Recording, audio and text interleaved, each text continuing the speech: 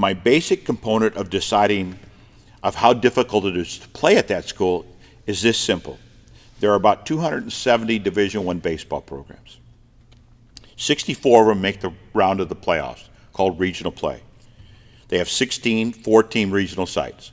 So following the first round of playoffs, there's 16 teams left. It's called super regionals. Following those 2 out of 3 series, there are 8 winners left, and those 8 teams go on to Omaha.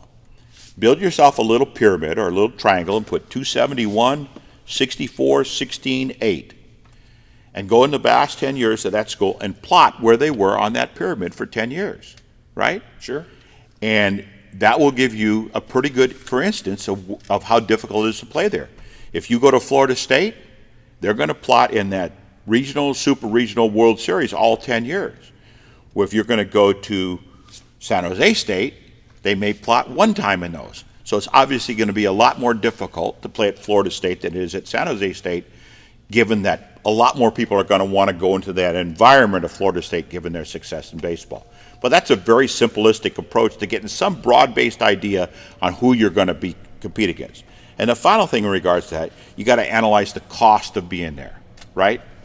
So if the cost of being there is a cost factor where a lot of people can afford to do so, and a lot of people can afford to make it, and the academic requirements are fairly average, then you're going to have a lot of people that fit on the walk-on side of the program. And as a coach, you're always going to agree to a walk-on. There's security in numbers, sure, right? So you're going to, why wouldn't you take as many players as you possibly can? Because once they're on your field, you don't care how they got there. Right. You could have a walk-on become your best player. I tell the story that we were very fortunate to go to the College World Series 5 years in a row. So one infield actually went 4 years straight.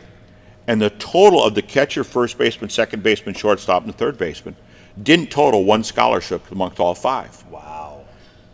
Yeah, we had scholarship middle infielders there, but the reality is we were a better team when these financial aid guys played. Wow. So they played. I mean, once you're on the field, you can talk to any college coach. Once you're on the field, it's not a matter of making your money look good. It's a matter of simply winning enough games to stay employed.